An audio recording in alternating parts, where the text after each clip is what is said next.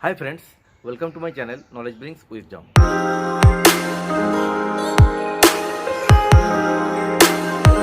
आज हम जानेंगे स्वामी विवेकानंद जी के थॉट्स और उनके विजडम के बारे में। स्वामी विवेकानंद जी 12 जनवरी को पैदा हुए थे और वो उनके बर्थडे के स्पेशल दिन में आज हम उनके थॉट्स के बारे में जानेंगे। उनके थॉट्स कितना क्रांतिकारी थे। उन्होंने बोला था, arise awake and stop not until the goal is reached. उसका मतलब ये है कि जब तक हमारा गोल अचीव नहीं होता है तब हमें थक के रुक जाना नहीं चाहिए, हमें कंटिन्यू कोशिश करते रहना चाहिए। उनका जो नेक्स्ट थॉट था वो था, we are what our thoughts are made us, so take care about what you think, what's are secondary, thoughts live they travel far. इसका मतलब ये है कि हमें थॉट्स को ज़्यादा इम्पोर्टेंस देना चाहिए। हमें कुछ भी बात करना और हमारा लाइफ स्टाइल से ज़्यादा इम्पोर्टेंस देना है हमारा थॉट को, और हमें कोशिश करना है कि हमारे थॉट्स को हम कंट्रोल कर पाएँ और सही दिशा दे पाएँ। उनका नेक्स्ट थॉट है, in a conflict between the heart and the brain follow your heart.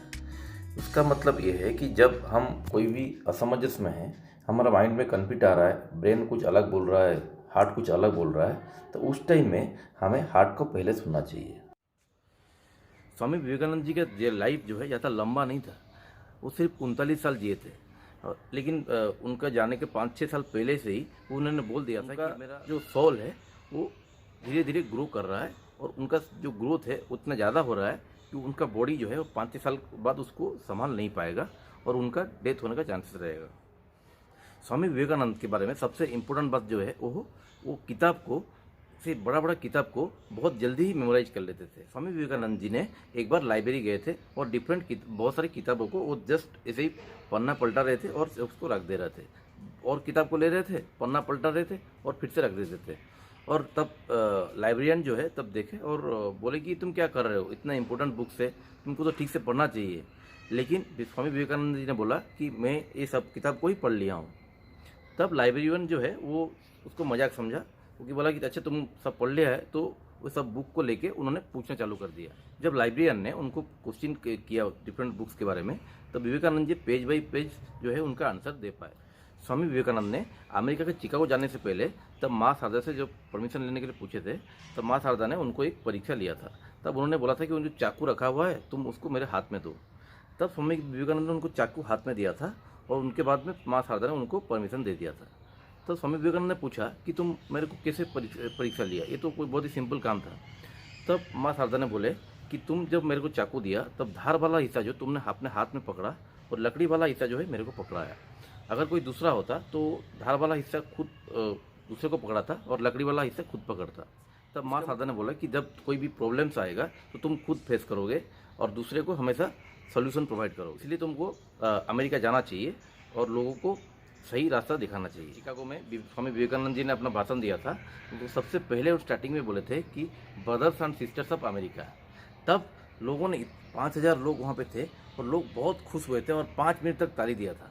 जब उन्होंने ब्रदर्स और सिस्टर्स बोले थे तब उनको लोगों को फील हुआ था कि कोई इंडियन और अमेरिका कोई अलग नहीं। आपने शायद संस्कृत में सुना होगा कि वसुधैव कुटुंबकम।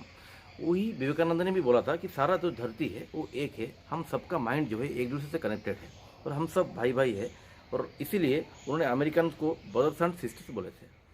अपने भाषण में वो माइंड ट्रांसपेरेंस के बारे में बताए थे।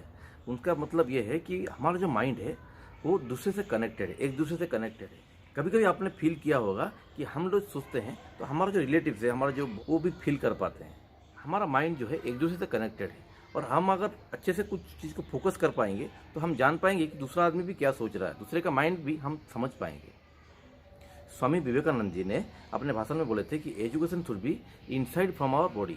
मतलब ये है कि हम जो है सिर्फ फिजिकली पढ़ना नहीं चाहिए। आज से 200 साल पहले जो हमारा एजुकेशन सिस्टम था उसमें हमें फिजिकल, मेंटल और स्पिरिचुअल तीनों का एजुकेशन मिलता था, और सारा दुनिया का लोग हमारे देश में पढ़ने के लिए आते थे। और तब हमें सिर्फ फिजिकल एजुकेशन नहीं पढ़ाया जाता था, तब हमें मेंटली कैसे डेवलप हो पाएँ, हम दूसरे का थॉट प्रोसेस को कैसे समझ पाएँ, दूसरे से कैसे कनेक्ट हो पाएँ और स्पिरिचुअली कैसे ग्रो कर पाएँ, सब कुछ एजुकेट किया जाता था। और स्वामी विवेकानंद जी ने वही एजुकेशन के बारे में सारा दुनिया को बताया।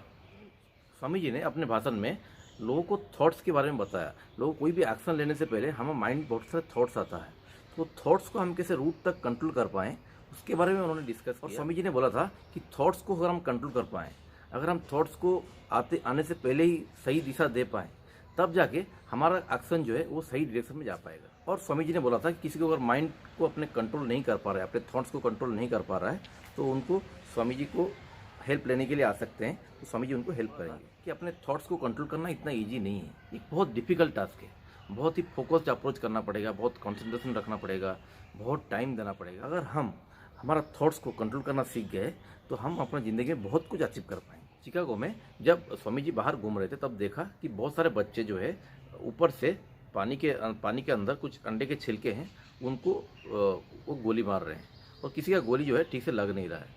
तब स्वामी जी ने क्या किया, उनके हाथ से बंदूक लिया और 10-12 गोली चलाया। तब सारा का सारा गोली जो है वो पानी में, वो अंडे के छिलके में डायरेक्टली जाके हिट किया। तब वो बच्चों ने उनको पूछा कि ये कैसे हुआ, ये कैसे पॉसिबल है कि इतना दूर से आप डायरेक्टली गोली मार रहे हो, आप क्या कोई शार्प शूटर हो? तब स्वामी जी ने बोला कि मैं कोई शार्प शूटर नहीं हूँ, लेकिन मैं जो काम करता हूँ वो बहुत ही फोकस्ड अप्रोच और कॉन्सेंट्रेट हुए करता हूँ। तुम भी अगर फोकसली बहुत अपना सारा एनर्जी को फोकस करके कंसंट्रेट करके तुम अगर हिट करना चाहोगे तो तुम भी हिट कर पाओगे। एक पर्टिकुलर चीज़ पे कैसे फोकस रखना है, कैसे कंसंट्रेट करना है और कैसे फोकस्ड अप्रोच में कोई भी काम करना है, ये हमें स्वामी विवेकानंद जी से ही सीखना चाहिए। स्वामी विवेकानंद जी बोलते थे कि हमें अगर कोई भी चीज़ को फोकस करना है, कंसंट्रेट करना है, तो हमें पहले खुद को डेवलप करना पड़ेगा, खुद का इनर पावर को डेवलप करना पड़ेगा, हमारा इनर सोर्स को डेवलप करना पड़ेगा, हमें स्पिरिचुअली ग्रो करना पड़ेगा। तो उसके लिए हमें मेडिटेशन करना बहुत जरूरी है। ऐसे ही रजनी सोसो का नाम आपने सुना होगा, उन्होंने भी लाखों किताब पढ़े थे और उनको सारे के सारे किताब पूरी तरह याद था। और वो बोलते थे कि ये सब नेचुरल है, ये हम याद कर सकते हैं। हम अगर फोकस्ड अप्रोच में कंसंट्रेट करके कोई भी चीज़ को करेंगे तो हम उसको पूरी तरह अच्छे से कर पाएंगे। ऐसे ही हम अगर अच्छे से कोई भी किताब को पढ़ेंगे तो हम उसको हर जिंदगी भर याद रख सकते हैं। स्वामी जी यंग लोगों को ये मैसेज दिए थे कि उनको फिजिकली स्ट्रॉन्ग जरूर रहना चाहिए। स्वामी जी खुद फिजिकली बहुत स्ट्रॉन्ग थे। उन्होंने अपने यंग एज में जब मेडिटेशन करने चाहते थे तो कन्याकुमारी गए थे। उन्होंने बहुत दूर समंदर में खुद तैर के रॉक में जाके मेडिटेट किया था। स्वामी विवेकानंद जी को कुछ यंग लोगों ने पूछा कि गीता के बारे में बोलने के लिए, तो उन्होंने बोला था कि तुम पहले फुटबॉल खेलो, अपना फिजिकली खुद को स्ट्रांग बनाओ, तब तुम गीता को सुनो, तब तुम खुद गीता को समझ पाओगे। तो उनका बोलना ये था कि हमें फिजिकली स्ट्रांग होना है और एक्शन ओरिएंटेड होना है। वो हमेशा एक्शन को ज़्यादा इंपॉर्टेंस देते थे। स्वामी विवेकानंद यंग लोगों को एक्शन ओरिएंटेड होने के लिए बोलते थे। लोग ज़्यादा सोचना, ज़्यादा चिंता करना छोड़ के ज़्यादा एक्शन ओरिएंटेड होना चाहिए। स्वामी जी का ये कहना था कि हमें अपना थॉट्स को कंट्रोल करना चाहिए और हमारा एक्शन जो है हमारा थॉट्स ओरिएंटेड होना चाहिए। हमारा एक्शन अलग होगा, हम अलग कुछ सोच रहे हैं, हम अलग कुछ काम करेंगे, तब हम कोई भी चीज़ को फोकस नहीं कर पाएंगे। कोई भी चीज़ को कंसंट्रेट करने के लिए हमारा थॉट्स, हमारा माइंड और हमारा एक्शन तीनों का सामंजस्य होना चाहिए। हम अगर कोई भी काम को स्पिरिचुअली, इमोशनली और फिजिकली, मेंटली सब कनेक्टेड होकर करेंगे, तब हम उसको फोकस्ड अप्रोच में कर पाएंगे। स्वामी जी बोलते थे कि हमें फिजिकली स्ट्रांग होना जरूरी है, मेंटली भी स्ट्रांग होना जरूरी है और स्पिरिचुअली अवेकन होना जरूरी है। स्वामी जी का कहना था कि एक आदमी अगर सारा दुनिया को भी जीत जाएगा, लेकिन अगर सेल्फ अवेयर नहीं हो पाएगा तो अपना ज़िंदगी में वो कभी सेटिस्फाइड नहीं हो पाएगा। आप एग्जाम्पल लीजिए सिकंदर का, जो अलेक्जेंडर थे, वो सारा वर्ल्ड को जीते थे, लेकिन वो जाने से पहले अपना लोगों को बोले थे कि उनका हाथ को खुला रखने के लिए, क्योंकि उनका हाथ जो है वो खाली का खाली रह गया था जब वो मरे थे। उससे हमें यही सीखने को मिलता है कि हमें अगर सेटिस्फेक्शन चाहिए तो हमें सारा दुनिया को जीतने की ज़रूरत नहीं है, हमें सेल्फ अवेयरनेस होने की ज़रूरत है। इस वीडियो में मैं स्वामी जी के बारे में बताया कि स्वामी जी कितना मेंटली, फिजिकली स्ट्रांग थे और वो कैसे अच्छे से कोई भी चीज़ को फोकस करते और उनका थॉट्स का लेवल क्या था और उनका सेल्फ अवेयरनेस और मेडिटेशन के बारे में क्या व्यू था।